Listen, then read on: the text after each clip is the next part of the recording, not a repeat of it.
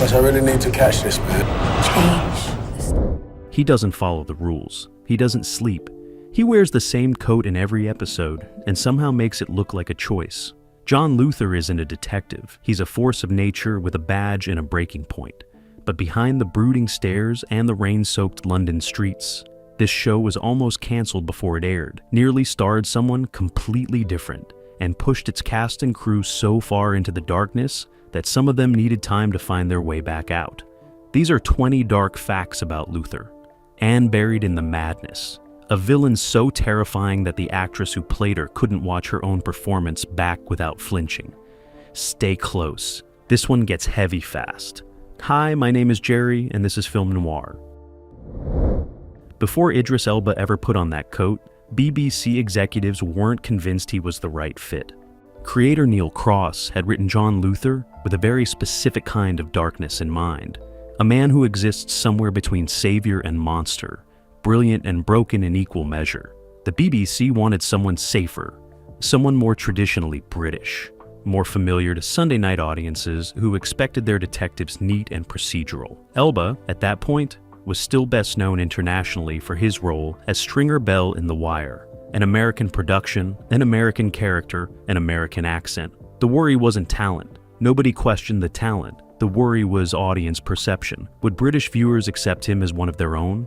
Cross fought back. He said there was nobody else. He'd written Luther, and when he watched Elba move through a room, he saw the character walking.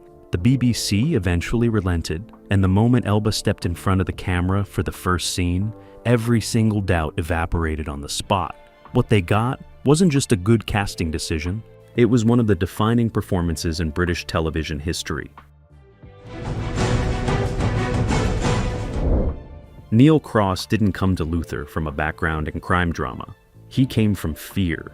Cross has spoken openly about suffering from severe anxiety and intrusive thoughts, the kind that arrive uninvited and paint the worst possible version of every situation in vivid detail. He didn't see this as a weakness. He saw it as research. Luther was, in many ways, a direct excavation of that internal landscape. The show's villains aren't cartoons. They don't twirl mustaches or monologue in underground lairs. They feel real because Cross built them from the part of his own mind that frightened him most. Alice Morgan, the cold and calculating killer introduced in the very first episode, was constructed almost entirely from Cross's attempts to understand what a person looks like when empathy is simply absent.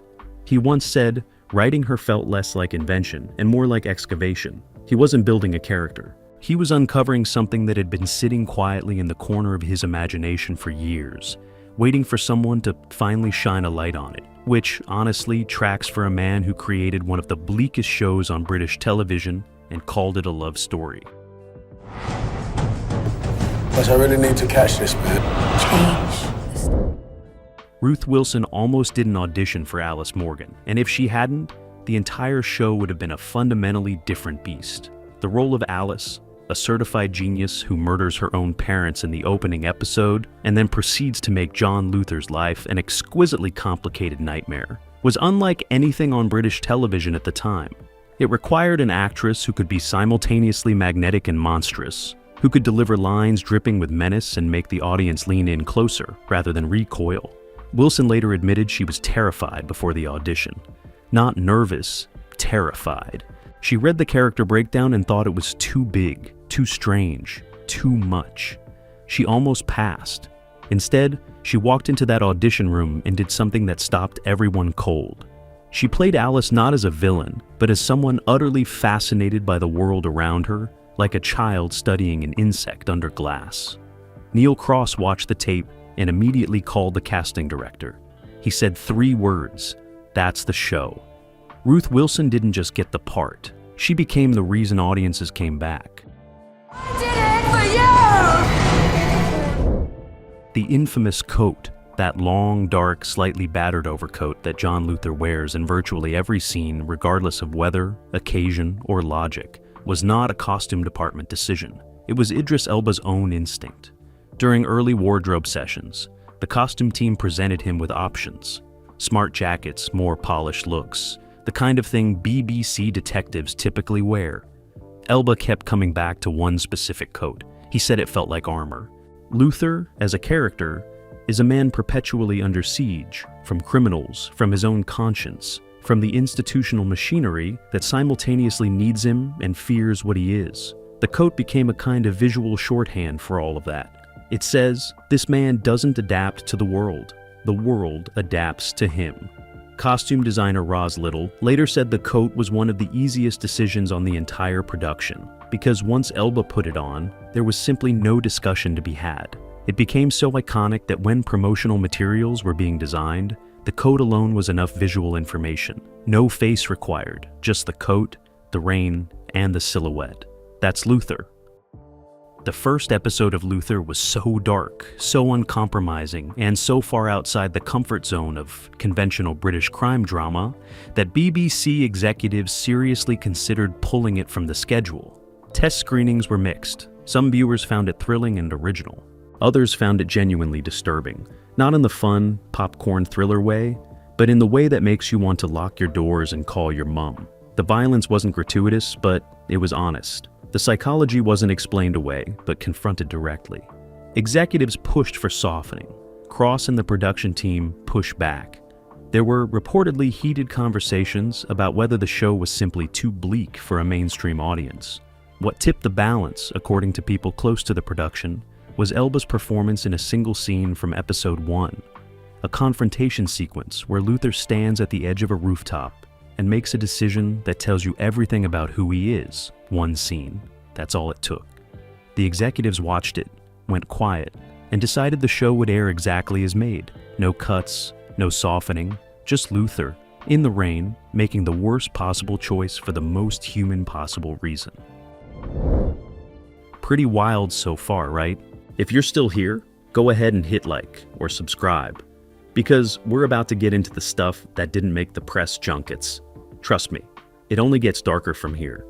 Idris Elba has been remarkably candid about the psychological toll that playing John Luther took on him over the years.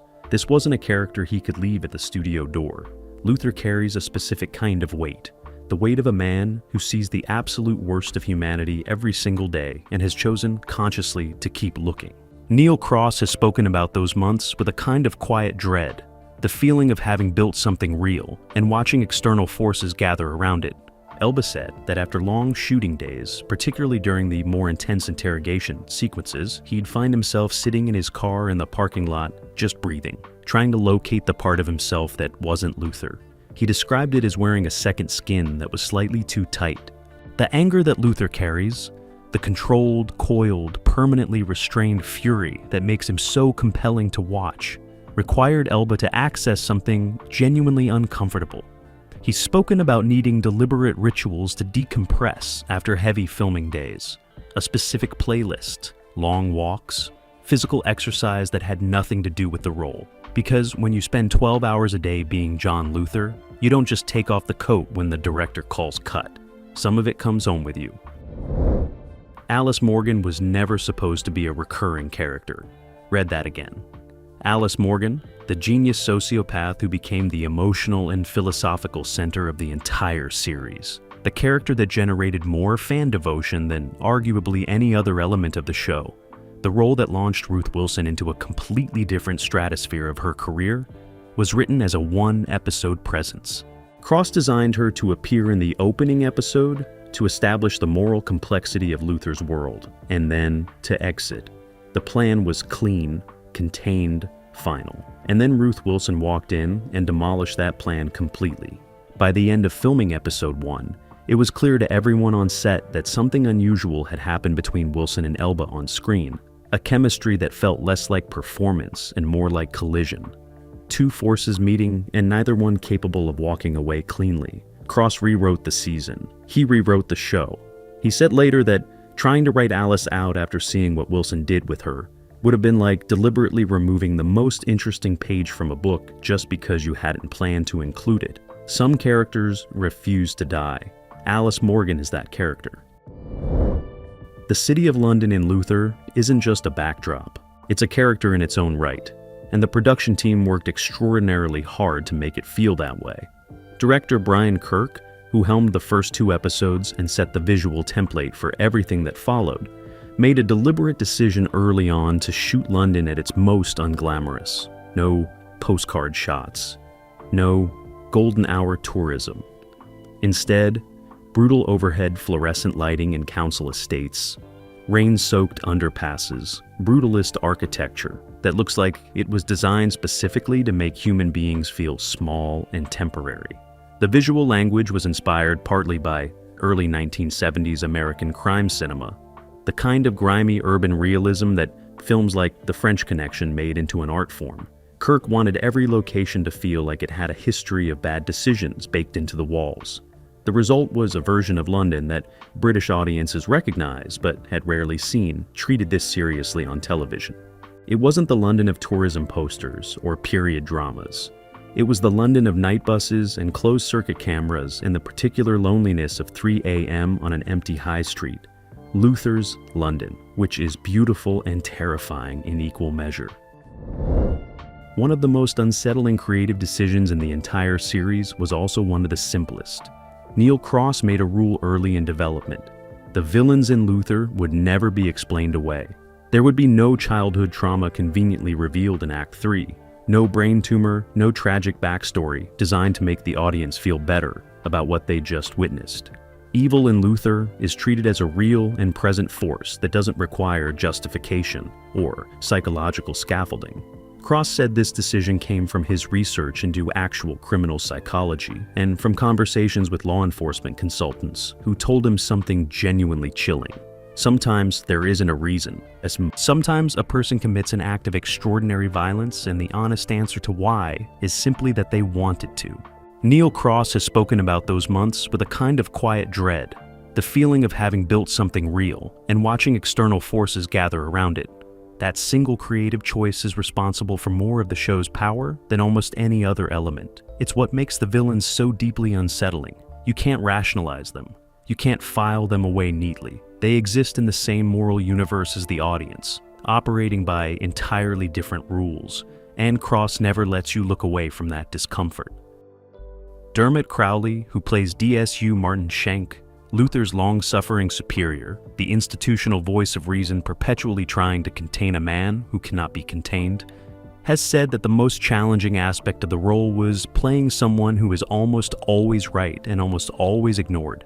Schenk knows what Luther is. He knows the risks. He knows that every time he lets Luther operate outside the boundaries of acceptable procedure, he's writing a check that will eventually come due. And yet, he keeps signing off. Crowley said he spent considerable time before filming, began thinking about why a man like Schenk makes that choice repeatedly.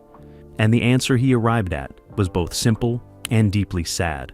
Because Luther works. Because the alternative, a police force operating strictly within its limits, means some monsters walk free. Schenk isn't corrupt. He isn't reckless. He's a man who has looked at an imperfect system and an imperfect solution and made a quiet, painful calculation every single time. Crowley played that weight without ever underlining it, which is why Schenk feels so real. He's not a bureaucratic obstacle. He's a man carrying the cost of the whole operation. And he does it alone, in silence, one impossible decision at a time. The relationship between John Luther and his estranged wife Zoe is one of the most painful threads running through the first series, and it was deliberately written to have no clean resolution. Neil Cross has said that Zoe represented something specific and almost unbearably human about Luther's condition. She is the proof that loving someone completely is not the same as being good for them. Luther loves Zoe with everything he has, and everything he has is catastrophic. Cross drew from real conversations with police officers and their families when constructing that dynamic.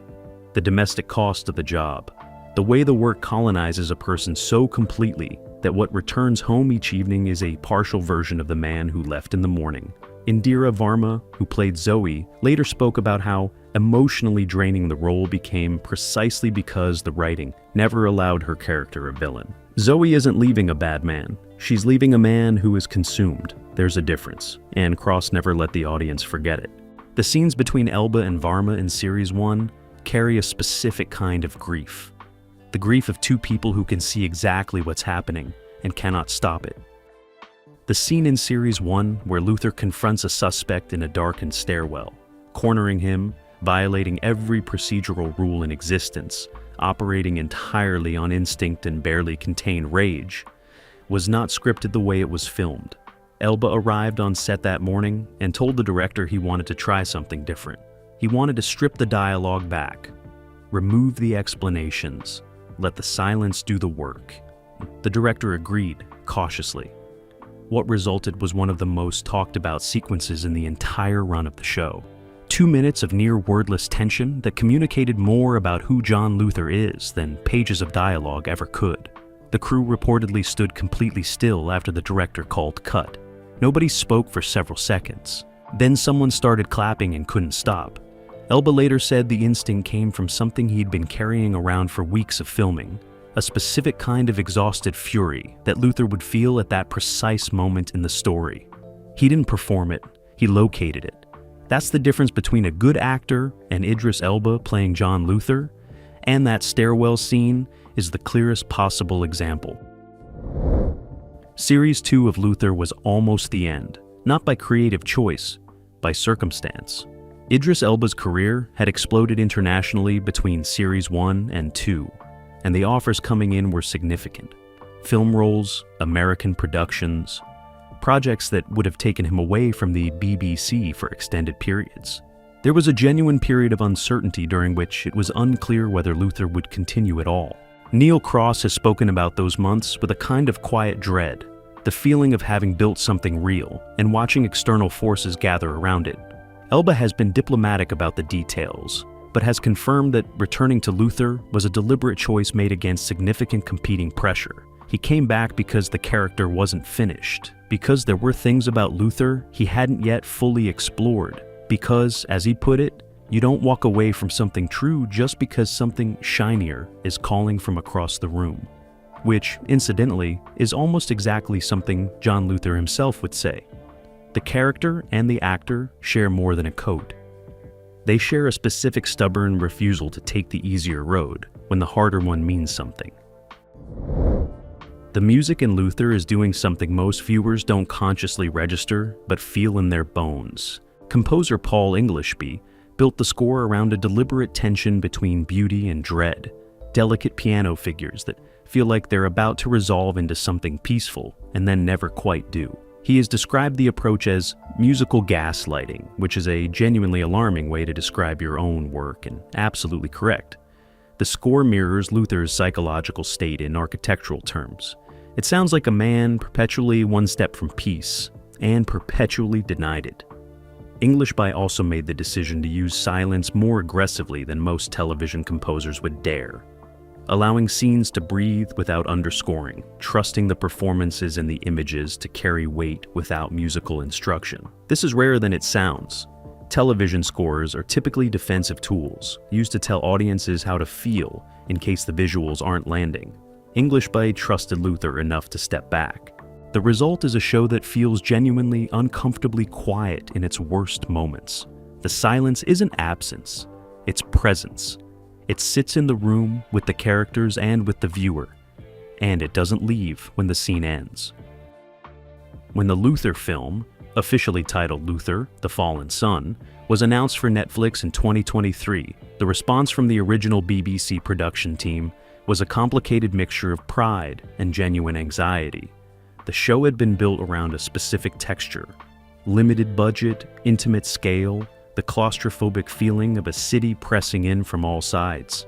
A Netflix film meant a larger canvas, a larger budget, and a set of expectations that come with global streaming that are fundamentally different from late-night B-C crime drama. Neil Cross wrote the screenplay and has spoken frankly about the challenge of scaling Luther up without losing the thing that made Luther Luther.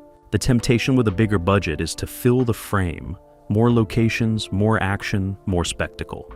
Cross said his constant internal check throughout writing was asking whether John Luther would actually be in this situation, making these choices, or whether this was a movie version of Luther who existed to service a different kind of story. The film received mixed reviews, with many critics noting exactly that tension. But the coat survived. The coat always survives. And honestly, as long as the coat's there, we're still in the room.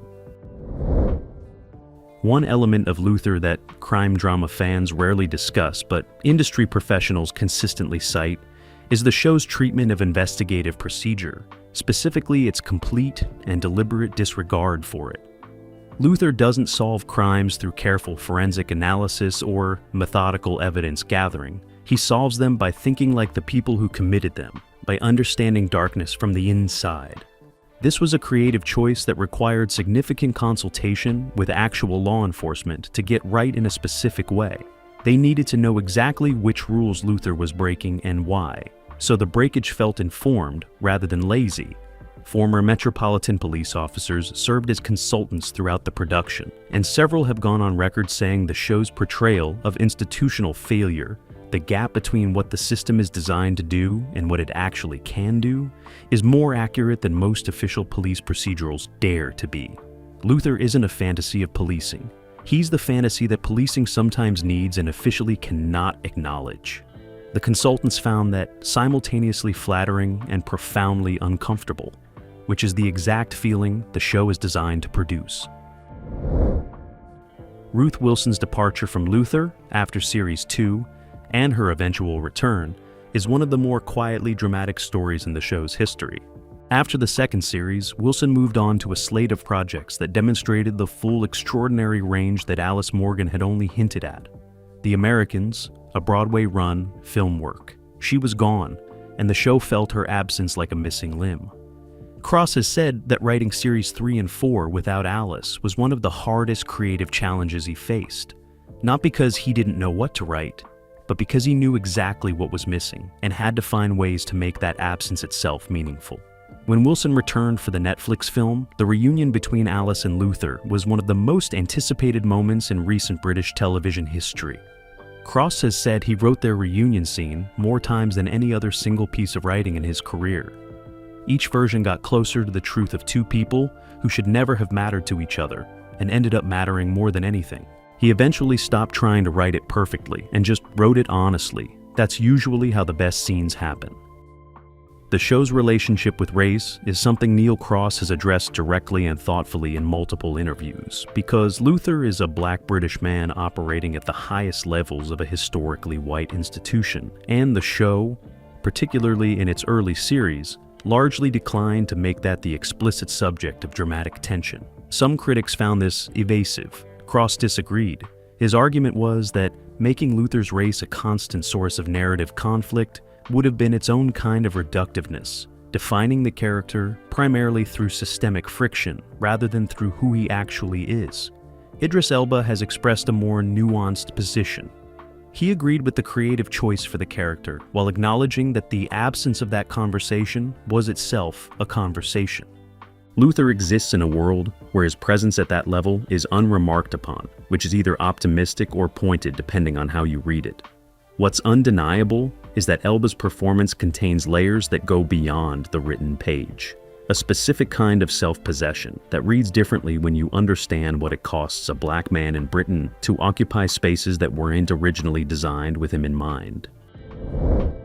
The final episode of Series 4 left audiences in a state of genuine shock, not because of its violence, which by Luther's standards was almost restrained, but because of its emotional resolution, or rather, its deliberate lack of one.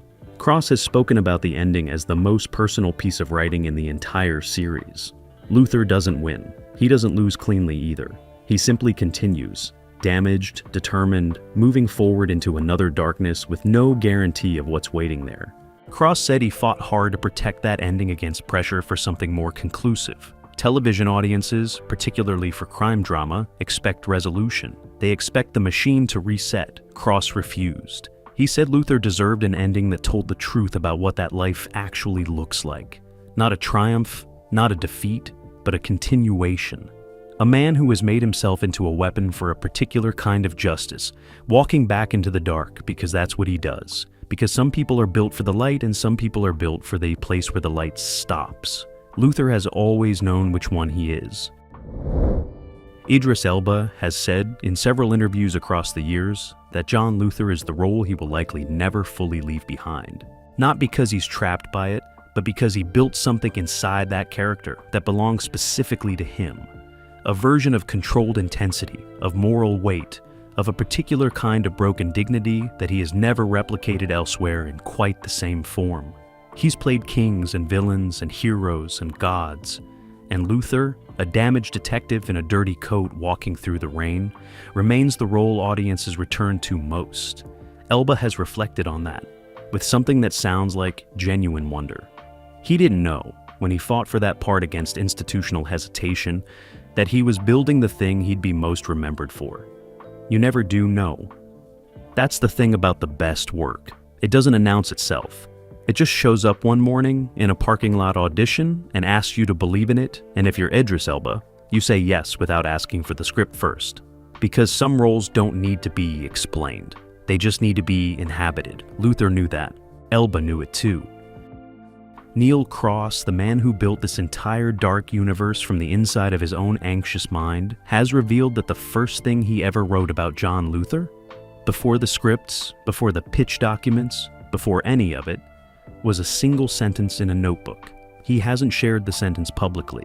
He's described it as a private thing, a compass point, something he returned to whenever the writing got lost or the production pressure got heavy. He said it captured something essential about who Luther is that no scene in the show, which is either the most tantalizing piece of information a showrunner has ever withheld, or a completely normal creative process that sounds mysterious. Because everything about Luther sounds mysterious. Probably both. What we do know is that the show built from that sentence ran for 5 series, spawned a Netflix film, launched careers, won awards, and permanently altered what British crime drama is allowed to be.